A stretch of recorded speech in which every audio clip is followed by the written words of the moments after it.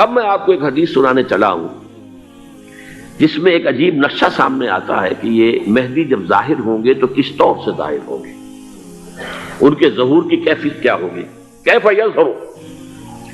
یہ روایت ہے حضرت ام سلمہ سے رضی اللہ تعالی عنہا، حضور کی زوجہ محترمہ ہیں، فرماتی ہیں ام سلمہ عن النبی صلی اللہ علیہ وسلم قال یکون اختلاف عند موت خلیفۃ۔ حضور نے فرمایا ایک خلیفہ کی موت پر اختلاف واقع ہو جائے گا، خانہ جنگی ہو جائے گی۔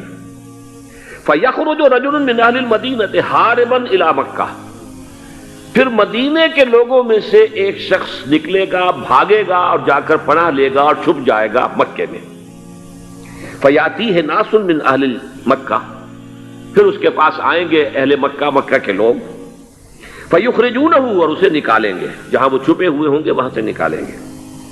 وَهُوَ كَارِهٌ، اور وہ بالکل اس کو پسند نہیں کر رہے ہوں گے، نہ وہ خواہش مند ہوں گے کہ ان کے ہاتھ پر بیعت کی جائے، نہ وہ یہ چاہیں گے کہ وہ میدان میں آئیں اور ان کو جو ہے اپنا لیڈر مانا جائے۔ وَهُوَ كَارِهٌ فَيُبَايِعُونَهُ بَيْنَ الرُّكْنِ وَالْمَقَامِ، لیکن لوگ جو ہے پھر اصرار کے ساتھ ان کے ہاتھ پر بیعت کریں گے رکن اور مقام کے درمیان۔ رکن وہ کونا ہے خانہ کعبہ کا جس میں حجر اسود لگا ہوا ہے، اور مقام ابراہیم جو ہے، ان دونوں کے مابین جو یہ علاقہ ہے یہاں پر وہ بیعت ہوگی۔ وَيُبْعَثُ إِلَيْهِ بَعْثٌ مِّنَ الشَّامِ، ان کے خلاف ایک لشکر بھیجا جائے گا شام سے۔ نہیں کہا جا سکتا کہ باسی حکومت اس وقت کی جو ہے اس کی طرف سے کوئی مسئلہ اس طرح کا اٹھ کھڑا ہو، اس لیے کہ ابھی تو بہرحال باسی حکومت وہاں ہے۔ فَيُخْسَفُ بِهِمْ بِالْبَيْضَاءِ بَيْنَ مَكَّةَ وَالْمَدِينَةِ، لیکن اللہ تعالیٰ اس لشکر کو مکے اور مدینے کے درمیان وادی بیضاء میں دھسا دے گا، زمین کے اندر پورے کے پورے لشکر کو۔ فَإِذَا رَأَى النَّاسُ ذَلِكَ، جب لوگ یہ دیکھیں گے کہ اتنی بڑی نشانی ظاہر ہو گئی، أَتَاهُ أَبْدَالُ الشَّامِ وَعَصَائِبٌ من العراق فَيُبَايِعُونَهُ، اب شام سے سارے کے سارے جو اولیاء اللہ ہیں وہ بھی آئیں گے، اور عراق سے جوق در جوق لوگ آئیں گے اور ان سے بیعت کریں گے۔ وَيَعْمَلُ فِي النَّاسِ بِسُنَّةِ نَبِيِّهِمْ، پھر وہ عمل کریں گے لوگوں کے مابین، حکومت کریں گے اپنے نبی کی سنت کے مطابق۔ وَيُلْقِي الْإِسْلَامُ بِجَرَانِهِ، اور اسلام اپنی گردن زمین پر ٹکا دے گا۔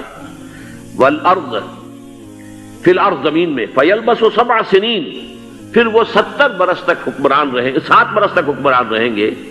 ثم یتوفا، پھر ان کا انتقال ہوگا۔ ویصلی علیہ المسلمون، اور مسلمان ان پر نماز پڑھیں گے۔ یہ جو میں نے آپ کے سامنے نقشہ کھینچا ہے، اس سے اب میں ایک نتیجہ نکالتا ہوں، اسے بھی میرا گمان کہیے، اختلاف بھی کر سکتے ہیں آپ، اگر اس کو وزنی سمجھے تو قبول بھی کر سکتے ہیں۔ وہ یہ ہے کہ میرے نزدیک شاہ فہد کے انتقال پر لا محالہ یہ صورتحال پیدا ہو جائے۔ ولی عہد وہاں ہے عبداللہ بن عبدالعزیز، امریکہ کو وہ پسند نہیں کرتے اور امریکہ انہیں پسند نہیں کرتا، یہ بالکل تش تش بام ہے۔ امریکہ نے لازماً جس طریقے سے اپنے پنجے گاڑے ہیں سعودی عرب کے اندر، اپنا فوجی اڈا بنایا ہے، تو آسانی کے ساتھ وہاں سے اپنے پنجے ہٹانے کے لیے تیار نہیں۔ ایک حدیث میں آتا ہے قرن الشیطان، نجد سے شیطان کا سینگ برآمد ہوگا، وہ شیطان کا سینگ ہے، جو میزائل وہاں پر لگے ہوئے ہوں گے اس وقت، در حقیقت وہ سارے کے سارے جو ہیں وہ شیطان کے سینگ ہیں۔ بہرحال کوشش وہ کرے گا کہ جیسے کہ اس نے جارڈن میں کیا، کتنے عرصے سے وہاں شاہ حسین کا چھوٹا بھائی حسن جو ہے وہ ولی عہد تھا، عین وقت کے اوپر آ کر، اور پتہ نہیں کیسی کیسی دوائیاں دے کر اسے لے کر آئے ہیں شاہ حسین کو، مرتے ہوئے کو تھوڑی دیر زندہ رکھنے کے لیے، اور وہ تبدیلی کروا کر جو ہے واپس لے گئے ہیں۔ تو یہ معاملہ ہوا ہے، تبدیلی کروا دی، وہاں تو ہو گئی آرام سے، کوئی بات نہیں۔ بحرین میں بھی غالباً ایسا ہی معاملہ ہوا ہے، واللہ عالم، مجھے یاد پڑتا ہے کہ وہ چاہتے ہیں کہ ہمارا پسند کا آدمی آئے۔ اگر سعودی عرب میں یہ کام کیا گیا تو اس کا لازمی نتیجہ خانہ جنگی ہوگا، اس لیے کہ وہاں کی روایت یہ بڑی سخت ہے، بڑی پختہ ہے۔ پھر یہ کہ وہاں جو ہے امیر عبداللہ جو ہے، جو وہاں پر اگرچہ سپہ سالار وہ نہیں ہے، کمانڈر ان چیف وہ نہیں ہے، کمانڈر ان چیف تو کوئی اور ہے، لیکن الحرس الوطنی جو ہے، نیشنل گارڈز، بہت بڑی فورس ہے وہ، اصل بیڈوین فورس جو ہے صحرا کے لوگوں کی، عرب فورس، وہ در حقیقت الحرس الوطنی ہے، نیشنل گارڈ ہے، اور اس کا کمانڈر ان چیف یہ ہے امیر عبداللہ. تو لازماً یہ شکل جو ہے پوری ہو کر رہے گی. جیسے ہی یہ معاملہ ہوا شاہ فہد کے انتقال کا، تو یہ اختلاف ہوگا، خانہ جنگی ہوگی.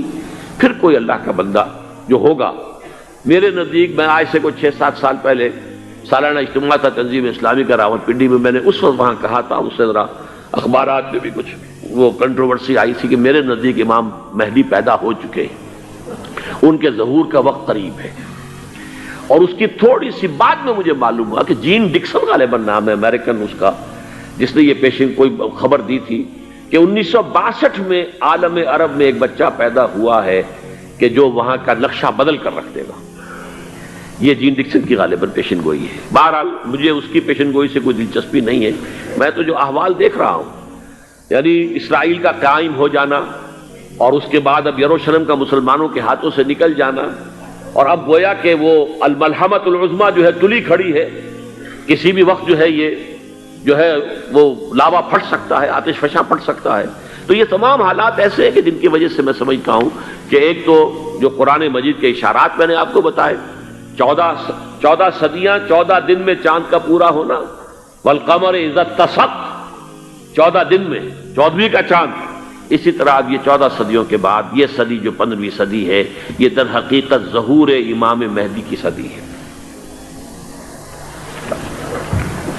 لیکن یہ کہ امام مہدی کی حکومت قائم کرنے کے لیے کون لوگ آئیں گے؟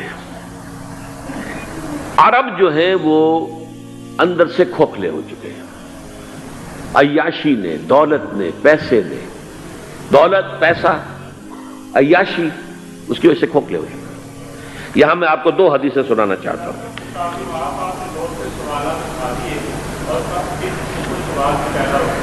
بہت سے ہو گئے، آپ اطمینان سے تشریف رکھیے.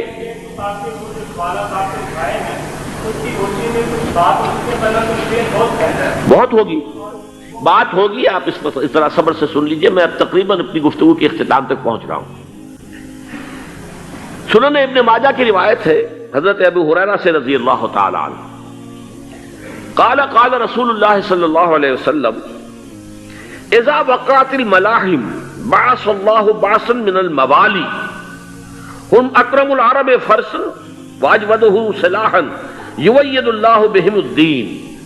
رواہ ابن ماجہ عن ابی ہریرہ رضی اللہ تعالی عنہ. جب ملاحم کا دور شروع ہوگا تو اللہ تعالیٰ اٹھائے گا ایک لشکر یا لشکروں پر لشکر موالی میں سے. موالی کون ہے؟ عربوں نے جب فتح کیا تھا اس پورے علاقے کو خلافت راشدہ کے دوران، اور پھر وہ لوگ جو ہے، ایک رائے تو یہ تھی کہ انہیں غلام بنایا جائے سارے آبادیوں کو، لیکن یہ کہ حضرت عمر کا اجتہاد تھا، اس کے مطابق جو غلام نہیں بنایا گیا تو وہ موالی کی حیثیت رکھتے ہیں. عربوں میں دم نہیں ہے، موالی میں سے لشکر اٹھیں گے کہ جو در حقیقت حضرت مہدی کی حکومت کو قائم کریں گے. دوسری حدیث سنیے، عن عبداللہ ابن الحارث رضی اللہ تعالی عنہ، اور یہ ابن ماجہ کی روایت ہے. قال قال رسول اللہ صلی اللہ علیہ وسلم یخرج الناس من المشرق فیوطئون للمہدی یعنی سلطانہ. لشکر نکلیں گے، لوگ آئیں گے مشرق سے، اور وہ حضرت مہدی کی حکومت کو جمائیں گے اور قائم کریں گے.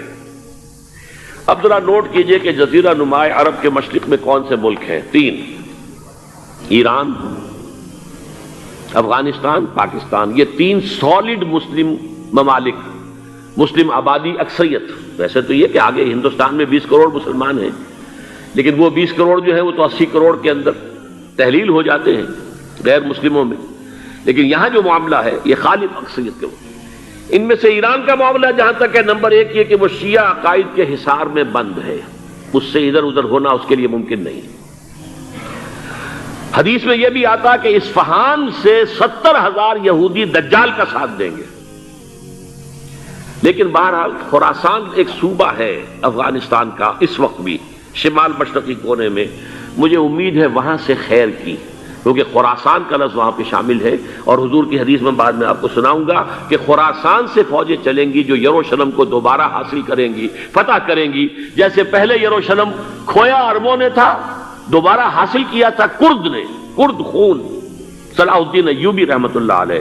ایسے اب پھر عربوں نے کھویا ہے، لیکن لینے والے خراسان سے لشکر آئیں گے. یخرج من خراسان رایات سود لا يردها شیء حتی تنصب بإیلیا. خراسان کے علاقے سے کالے علم لے کر لشکر چلیں گے جن کے رخ کو کوئی موڑ نہیں سکے گا جب تک کہ وہ جا کر یروشلم میں نصب نہ ہو جائے.